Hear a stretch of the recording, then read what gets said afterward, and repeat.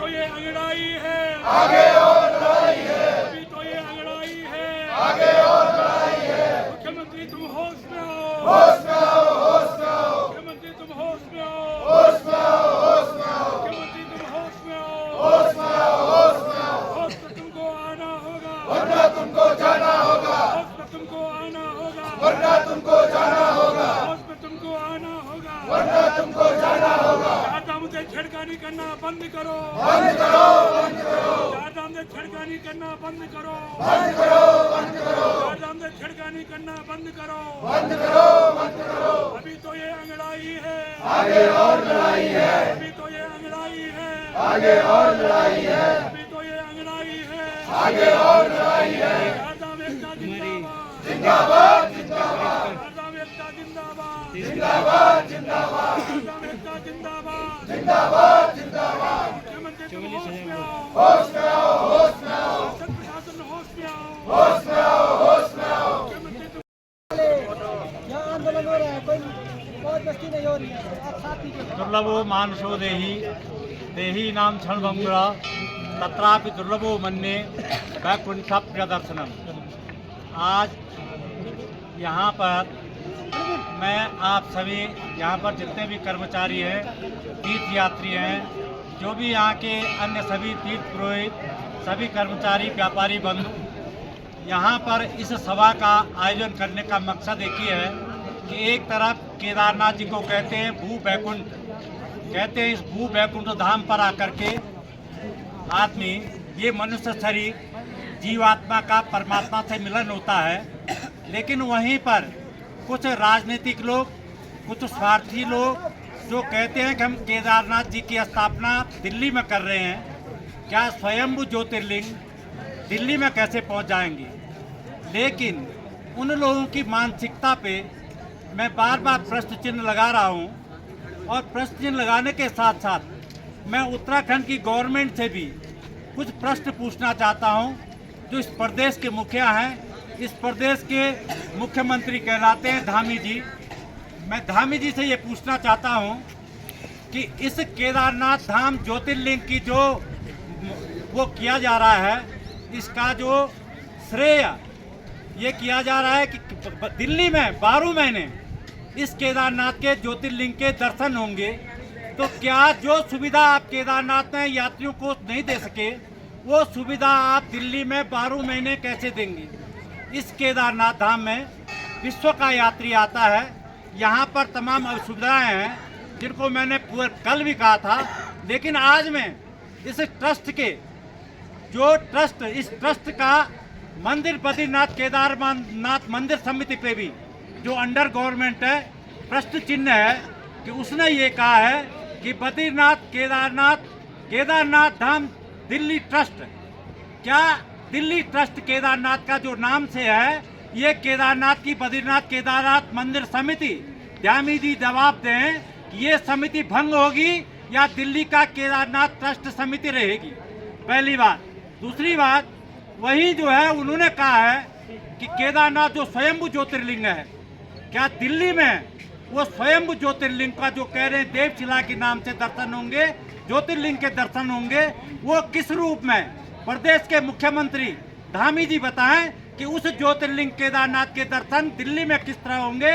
तीसरी है मान्यता के अनुसार जो मैं आपसे कह रहा हूं कि इस ज्योतिर्लिंग में जिसके लिए कहा गया है कि दुर्लभो मानसो देही देही नाम क्षणभंगुरा तत्रापि दुर्लभो मन्ये वैकुंठ प्रियदर्शनम, कहते हैं वयम राष्ट्रे जागृयामि पुरोहिता, और हमारे पुरोहितों ने जब देश विदेश प्रदेश में जाकर के इस केदारनाथ की, इस बद्रीनाथ जी की, गंगोत्री की, यमुनोत्री का प्रचार प्रसार किया है, तब आज इस केदारनाथ में इतने यात्री आ रहे हैं जिनकी चढ़ोतरी पे उत्तराखंड गवर्नमेंट की सरकार की नजर है, जो सिर्फ ये चाहती है दोनों हाथों में लड्डू हो हमारे और व्यवस्थाओं के नाम पे यहाँ कुछ नहीं हो। उस गवर्नमेंट से मैं ये पूछना चाहता हूँ कि वहाँ पर उस ज्योतिर्लिंग में वो कैसे आप जो है केदारनाथ के उसको वो करोगे। तीसरा ये है, जब केदारनाथ में आप 12 महीने यात्रियों को वो सुविधाएं नहीं दे पाए जिसके लिए आप कह रहे हैं कि अब दिल्ली में 12 महीने होंगे, बाबा केदारनाथ के दर्शन, तो क्या आप सरासर ये चाहते हो कि इस केदारनाथ की महिमा कम की जाए और वहाँ आपने जो रिश्वतखोरी की है, जो रिश्वत का पैसा लिया है, जो कमीशन का पैसा लिया है, उस दिल्ली ट्रस्ट के माध्यम से, उस केदारनाथ मंदिर के माध्यम से आपके ऊपर ये प्रश्न चिन्ह लगता है कि जो करोड़ों का सौदा आपने केदारनाथ के साथ, केदारनाथ ज्योतिर्लिंग के साथ, केदारनाथ बद्रीनाथ मंदिर समिति के साथ की है, क्या आपके ऊपर ये प्रश्न चिन्ह नहीं है? पांचवा सवाल मेरा है कि बाबा केदारनाथ के प्रांगण में ही जो केदारनाथ का मंदिर आप दिल्ली में बनाने जा रहे हो, भविष्य में आपकी उसकी योजना ये है, जिसका संयोजक सुरेंद्र रौतेला है, जो अपने को राष्ट्रीय अध्यक्ष कहता है, उसकी योजना है कि बद्रीनाथ, गंगोत्री, जमुनोत्री, केदारनाथ जी के साथ साथ उसके प्रांगण में होंगे।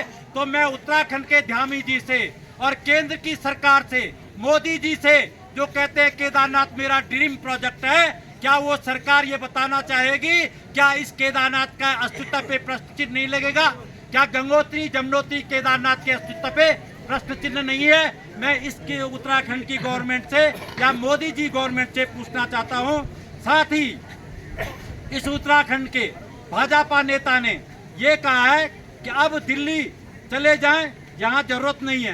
क्या यहाँ के लोग, क्या उनकी व्यवस्था, यहाँ के नेतागण क्या अब दिल्ली बसने जा रहे हैं, जिनका इस प्रदेश से काला मुंह होने जा रहा है? जो यहाँ के लोगों को भी वो ये कह रहे हैं कि यहीं के लोग इस ट्रस्ट की स्थापना कर रहे हैं, इस केदारनाथ की स्थापना कर रहे हैं। तीसरी चीज ये है कि 21,000 रुपया दे करके आप एक गज जमीन का जो सौदा करवा रहे हो, आपका उसमें कितनी कमीशन खोरी है जो आप कह रहे हो 21,000 रुपया दे दो और वहाँ जो है ट्रस्टी बन जाओ, मेंबर बन जाओ। ये केदारनाथ के घोर अपमान है, जिसका इसके उत्तराखंड की गवर्नमेंट का, उत्तराखंड के लोग, इस केदार घाटी के लोग पुरजोर विरोध करते हैं। और आने वाले टाइम पे चाहे प्रदेश के धामी जी हो, चाहे प्रदेश का पर्यटन मंत्री हो, चाहे जिले का डीएम हो, चाहे मंदिर समिति का कोई अध्यक्ष हो, उसको यहाँ घुसने नहीं दिया जाएगा और जूतों की माला के साथ उसका स्वागत किया जाएगा। बम्बई, वहाँ दिल्ली में कह रहे हैं कि वीवीआईपी दर्शन की सुविधा होगी। वीवीआई के मुंह पे ये कालिक पोती जा रही है कि तमाम वीवीपी आइए और आपके लिए वीवीआईपी की सुविधा है। क्या यहाँ पर वीवीआईपी की सुविधा आम यात्री को नहीं हो सकती है? जो सुविधा आप बम्बई, दिल्ली में दे रहे हो, वो सुविधा आम यात्री को यहाँ पर क्यों नहीं देना चाह रहे हो आप? चौथा ये है कि 11 लाख रुपया की राशि दे करके आप सहयोगी बन सकते हैं। क्या इस तरह से पूरे देश के लोगों को, पूरे राष्ट्र के लोगों को क्यों गुमराह करते हो कि केदारनाथ जी की स्थापना हम दिल्ली में करने जा रहे हैं और आप वहाँ 11 लाख रुपया दीजिए? क्या आप में स्थित 12 ज्योतिर्लिंगों में से श्री केदारेश्वर ज्योतिर्लिंग सतयुग का ज्योतिर्लिंग है, जो दिव्य नारायण के अवतार स्वयं नर नारायण ने यहाँ पे तप किया। और उस तप का पुण्य है कि आज हम इस दिव्य धाम में 12 ज्योतिर्लिंगों में से केदारेश्वर ज्योतिर्लिंग का दर्शन कर रहे हैं। ये अनादिकाल से यह दिव्य स्थान यहाँ स्थित है और जो ये दिव्य यात्रा है, युग युगांतरों की यात्रा है। सतयुग में नर नारायण ऋषि ने तप किया, त्रेता युग में स्वयं भागीरथ जी ने तप करके अपनी जटाओं में स्थिर करने के लिए भगवान शिव से प्रार्थना करी और अपने पूर्वजों का उद्धार किया। द्वापर युग में स्वयं श्री कृष्ण जी ने और पांडवों ने इस दिव्य भूमि की साधना करी और अपने जीवन का कल्याण किया। इसी तरह से कलयुग में कई संत मनुष्यों ने इस दिव्य धाम में साधना करके भगवान के उस दिव्य तत्व को प्राप्त किया। यह अनादिकाल से स्थित यह दिव्य मंदिर है और इसकी महत्ता और इसकी अखंडता हमेशा इसी तरह से बनी रहे। भगवान श्री केदारनाथ जी सबको सद्बुद्धि दें और उनका कल्याण करें।